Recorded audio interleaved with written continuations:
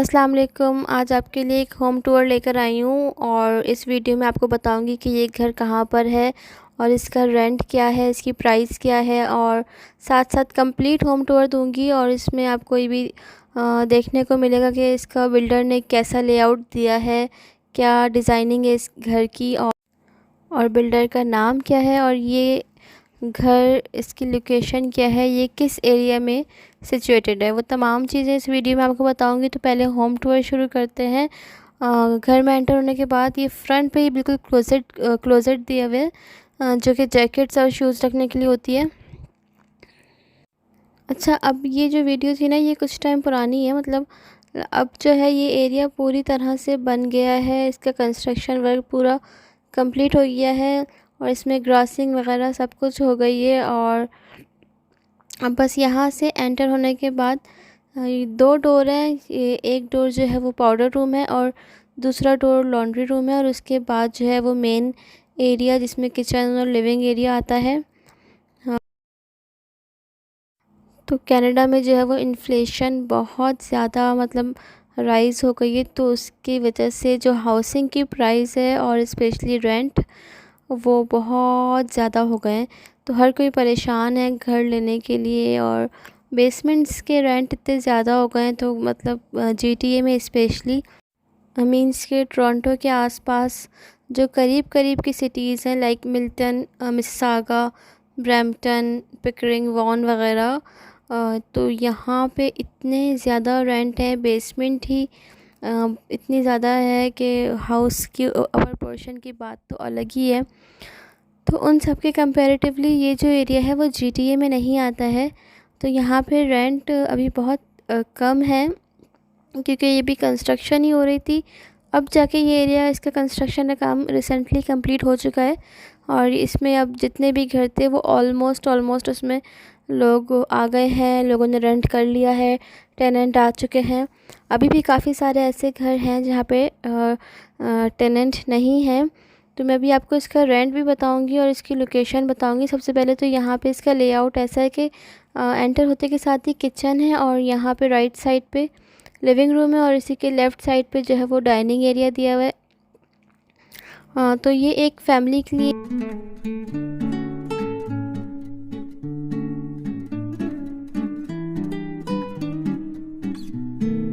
और ये है सेमी डिटैच्ड हाउस। लाइक इसका एक तरफ से खाली है और एक तरफ से ये डिटैच्ड है, जुड़ा हुआ है दूसरे घर से। तो इस सेमी डिटैच्ड में आपको इतना ही एरिया मिलता है कि एक लिविंग रूम और किचन एंड डाइनिंग एरिया नीचे होता है, और इसके अलावा रूम नहीं निकल पाता। तो इतना ही होता है इसका एरिया। यहाँ पे कार गैराज है, और इसका डोर अंदर से भी दिया हुआ है, और ये गैराज भी अच्छा मतलब गुड साइज़ का है कि आपकी एसयूवी कार आराम से आ सकती है इसमें।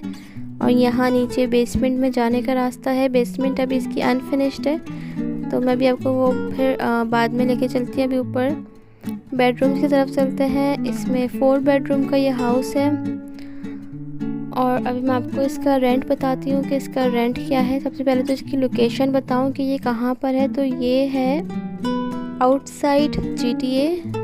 तो आउटसाइड जीटीए जो सिटी है उसका नाम थोरॉल्ड है। थोरॉल्ड में ये घर है, और इसका जो रीजन होता है वो नायग्रा रीजन कहलाता है। तो ये नायग्रा रीजन में आता है। नायग्रा रीजन में भी काफ़ी सारी सिटीज़ आती हैं, जिसमें जैसे कि थोरॉल्ड, वेलेंट, सेंट कैथरीन्स, इस तरह की और भी सिटीज़ हैं जो नायग्रा रीजन में आती हैं। तो बहुत अच्छा, बहुत पीसफुल, कामफुल एरिया है ये। स्कूल्स वगैरह, हॉस्पिटल सब बहुत अच्छे हैं इस एरिया में, और हाउस का जो रेंट है वो भी काफ़ी कम है। तो इस घर का रेंट जो 1 साल पहले जब हमने एज अ टेनेंट हम मूव हुए थे, तो इसका रेंट 2500 प्लस यूटिलिटीज़ था। तो अब जो लोग जीटीए में हैं या जीटीए के रेंट जिनको पता है, तो इतने बड़े घर के जीटीए में 3800 तक रेंट होती है, यानी 1200 एंड $1300 ज़्यादा रेंट होते हैं। तो कंपैरेटिवली यहाँ का रेंट कम था।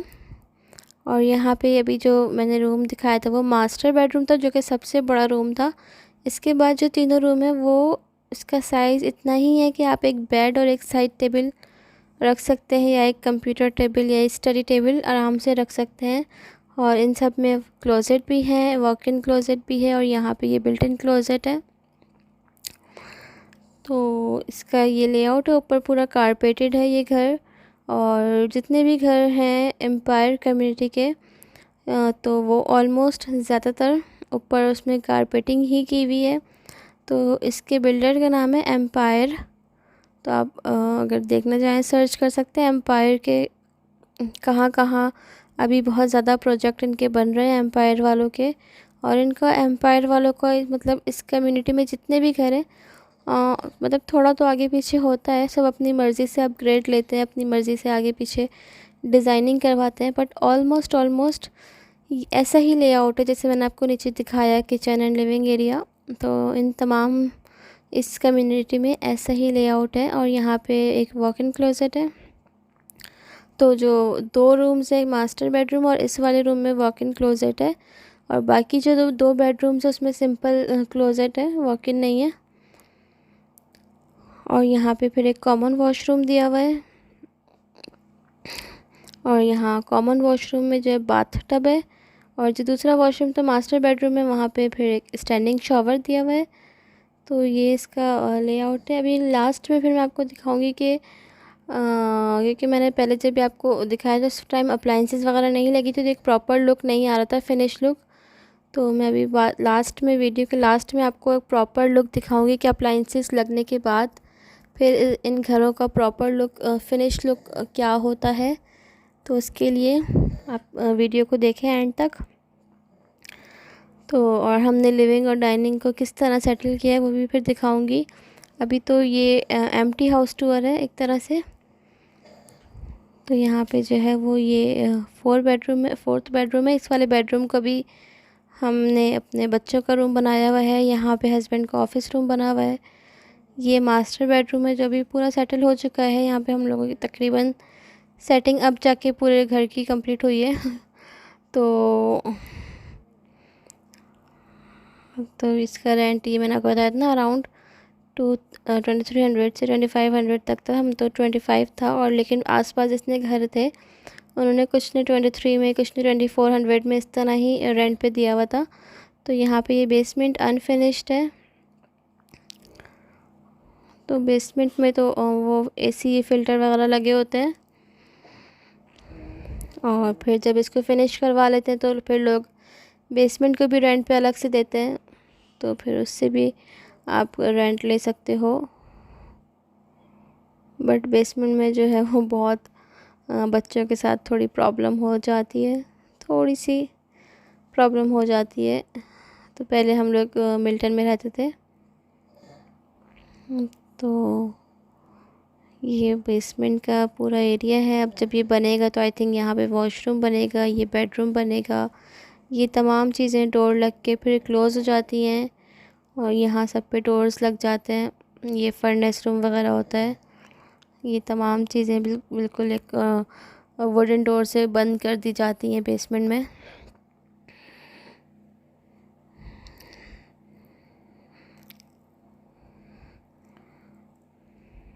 तो अब तो इस वाले एरिया की जो है वो ग्रासिंग वगैरह सब कुछ कंप्लीट हो गया है। बैकयार्ड भी बन गया है, फ्रंट यार्ड भी बन चुका है।